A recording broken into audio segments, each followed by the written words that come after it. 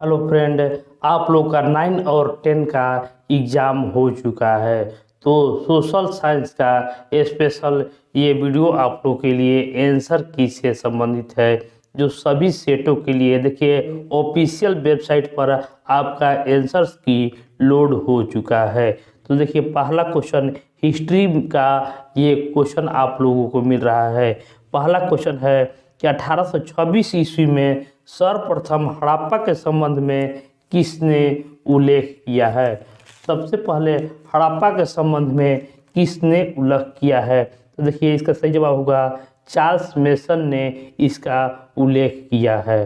किस हड़प्पा स्थल से लकड़ी को कुरेद कर नाली बनाने का साक्ष्य मिलता है। देखिए इंपॉर्टेंट क्वेश्चन था, सारा सिंधु सभ्यता का क्वेश्चन आप लोगों को करा दिया गया है, तो वहाँ पर भी आप लोग जाकर देख सकते हैं कि किस हड़प्पा स्थल से लकड़ी को कुरेद कर नाली बनाने का लक्ष्य मिला है। तो देखिए इसका सही जवाब होगा कालीबंगन से। किस मौर्य शासक को सेंड्रिकोटस के रूप में संबोधित किया गया है। सेंड्रोकोटस के रूप में संबोधित किया गया है, तो इसका जो सही जवाब होगा चंद्रगुप्त मौर्य को सेंड्रियोकोटस के नाम से भी जाना जाता है। अपने शासन काल में किस वर्ष में अशोक ने बोध गया की यात्रा की। देखिए अपने शासन के किस वर्ष में अशोक ने बोध गया की यात्रा की थी, तो ये देखिए इसका सही जवाब होगा 10वें वर्ष में अशोक ने बोध गया की यात्रा की थी। किस अभिलेख में अशोक त्रिरत्न में विश्वास प्रकट करता है। किस अभिलेख में अशोक त्रिरत्न में विश्वास प्रकट करता है, तो इसका सही जवाब होगा भाब्रू अभिलेख में। मौर्य काल में वार्ता क्या था। मौर्य काल में वार्ता क्या था, तो देखिए इसका सही जवाब होगा उपयुक्त में से एक से अधिक। नेक्स्ट क्वेश्चन है कि मौर्य काल में रूपा जीवा क्या था। रूपा जीवा क्या था, देखिए एक टॉपिक उठा रहा है तो आप लोगों को 2 से 3 क्वेश्चन दे रहा है। मौर्य काल में रूपा जीवा क्या था, इसका सही जवाब होगा उपयुक्त में से कोई नहीं। कौटिल्य कितने प्रकार के दासों का उल्लेख करता है। कौटिल्य कितने प्रकार के दासों का उल्लेख करता है, तो इसका जो सही जवाब होगा option C 9।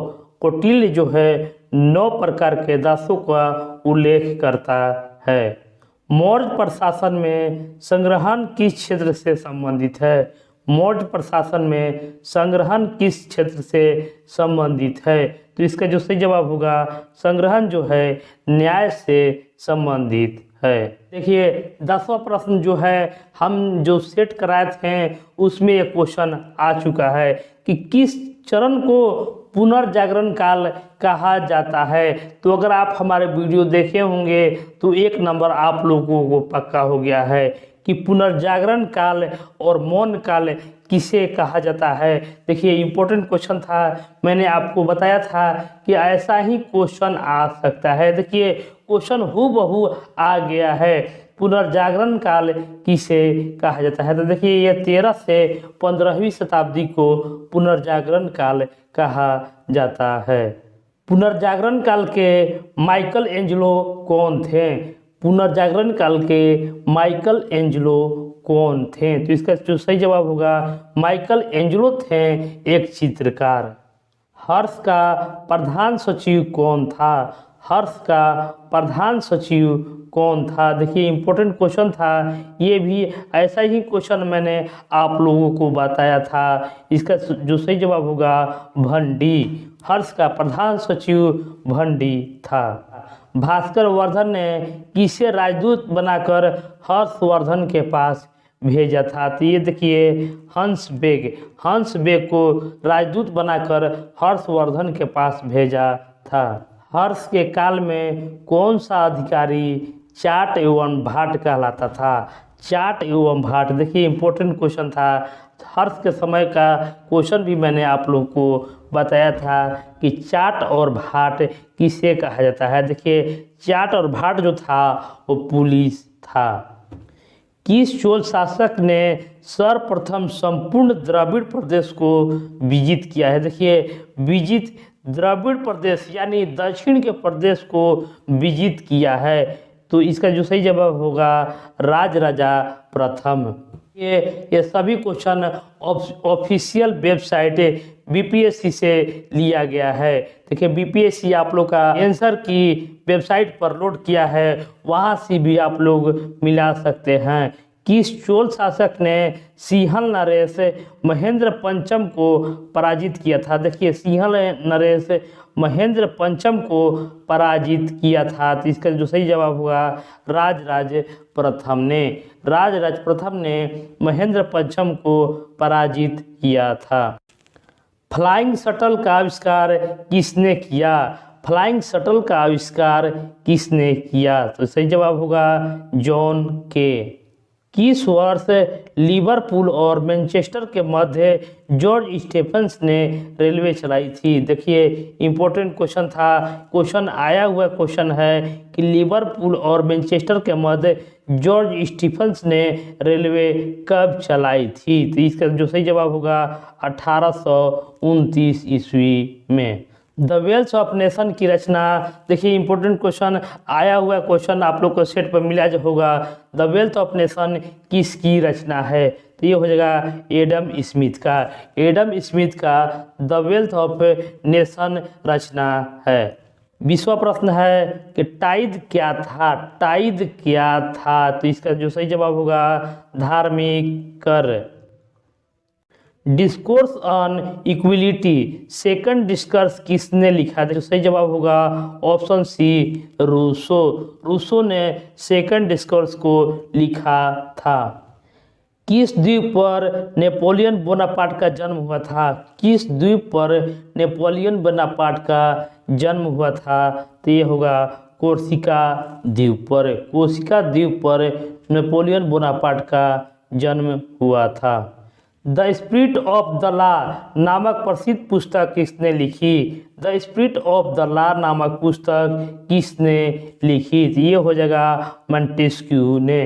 The spirit of the law, देखिए मोंटेस्क्यू जो सवाल है, बहुत सारा ऐसा प्रश्न आया जो आप लोग को सेट में मिला था, तो आगे भी ऐसे ही मिलता रहेगा। आप लोग हमारा वीडियो को पूरा जरूर देखिए और अच्छा लगे तो अपने दोस्तों को भी जरूर शेयर कर दीजिए। देखिए, क्वेश्चन वही आ रहा है, आप लोग को बस देखते जाना है।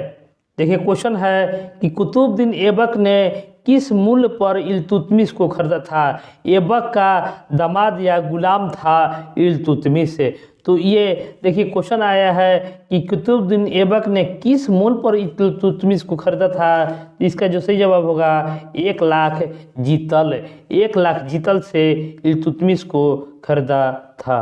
किस वर्ष इल्तुतमिश को बगदाद का खलीफा द्वारा मान्यता प्राप्त हुई? किस वर्ष इल्तुतमिश को बगदाद के खलीफा द्वारा मान्यता प्राप्त हुई थी? तो इसका जो सही जवाब होगा 1229 ईस्वी को। 1229 ईस्वी को इल्तुतमिश को बगदाद के खलीफा द्वारा मान्यता प्रदान की गई थी। अगर आप लोग अब लूसेंट के बुक पढ़िएगा तो आप लोग को ज़्यादा फायदा होने वाला है, क्योंकि सारा प्रश्न जो है वो लूसेंट से ही पूछ रहा है। तो आप लोग के लिए लूसेंट बुक बहुत ही अभी के लिए फायदेमंद है। नेक्स्ट क्वेश्चन है कि किस सुल्तान के शासनकाल में एक नया पद नाइबर ए मुमलिक सृजित किया गया था? जो देखिए, नाइब ए मुमलिक किसके शासनकाल में सृजित किया गया? तो ये हो जाएगा बहराम शाह के शासनकाल में। बलबन को सर्वप्रथम किस दायित्व का निर्वहन हेतु नियुक्त किया गया था? देखिए, इसका सही जवाब होगा खास-ए-दार। खास-ए-दार बलबन को सर्वप्रथम दायित्व दिया गया था। नेक्स्ट क्वेश्चन है कि दिल्ली के किस सुल्तान ने अपने जीवन काल में ही अपना मुकाबरा बनवा लिया था? देखिए, अपने जीवन काल में ही मुकाबरा बनाने वाला होगा है इल्तुतमिश। ये भी सेट का क्वेश्चन आया हुआ है, अकबर का अंतिम विजय कौन सी थी? अकबर का अंतिम विजय कौन सी थी? तो ये देखिए इसका सही जवाब होगा असीरगढ़ है। नेक्स्ट क्वेश्चन है कि इबादत खाना का निर्माण अकबर ने कहाँ करवाया था? इबादत खाना का निर्माण, ये भी सेट का क्वेश्चन है।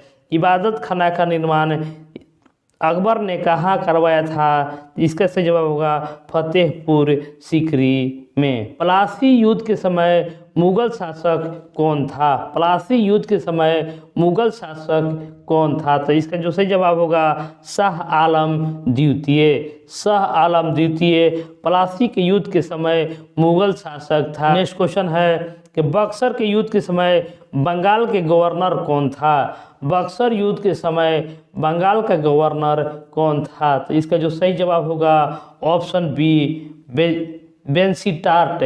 बेंसीटार्ट जो था वो बक्सर युद्ध के समय बंगाल का गवर्नर था। बक्सर युद्ध के समय पटना में अंग्रेजी कंपनी का प्रभारी कौन था? देखिए 1864 ईस्वी के बात हो रहा है। बक्सर युद्ध में पटना में अंग्रेजी कंपनी का प्रभारी कौन था? तो इसका जो सही जवाब होगा एलिस। एलिस था इसका प्रभारी। फैजाबाद में 1857 के विद्रोह का नेतृत्व किसने किया था? फैजाबाद में 1857 के विद्रोह का नेतृत्व किसने किया था? तो इसका जो सही जवाब होगा मौलवी अहमदुल्ला। मौलवी अहमदुल्ला ने देखिए फैजाबाद में 1857 के विद्रोह का नेतृत्व किया था। भारतीय राष्ट्रीय कांग्रेस के स्थापना के समय भारत का वायसराय कौन था? इंपॉर्टेंट क्वेश्चन था। देखिए ये भी सेट का क्वेश्चन है। इसका जो सही जवाब होगा डफरिन। कांग्रेस के स्थापना के समय 1885 ईस्वी में डफरिन शासक था। सर्वप्रथम भारतीय राष्ट्रीय कांग्रेस का विभाजन किस वर्ष हुआ था? देखिए सूरत फूट के नाम से जाना जाता है। ये भी सेट का क्वेश्चन आया हुआ है 1907 में। किस वर्ष मुजफ्फरपुर बम कांड हुआ था? किस वर्ष? देखिए ये भी सेट का क्वेश्चन है कि किस वर्ष मुजफ्फरपुर बम कांड हुआ था? तो ये हुआ था 1908 ईस्वी में।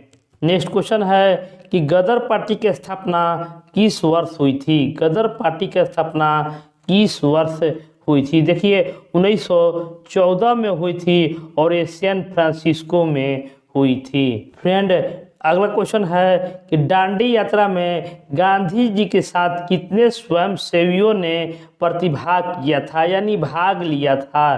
तो इसका जो सही जवाब होगा 78 स्वयंसेवकों ने भाग लिया था। और हिस्ट्री का लास्ट क्वेश्चन है कि किस तिथि को संविधान सभा की पहली बैठक हुई थी? संविधान सभा की पहली बैठक हुई थी तो देखिए 9 दिसंबर 1946, जिसमें सच्चिदानंद सिन्हा अध्यक्ष बने थे, अस्थायी अध्यक्ष बने थे। तो ये 9 दिसंबर 1946 को हुई थी। और जो 11 दिसंबर को हुआ था उसमें स्थायी अध्यक्ष जो बने थे राजेंद्र प्रसाद बने थे।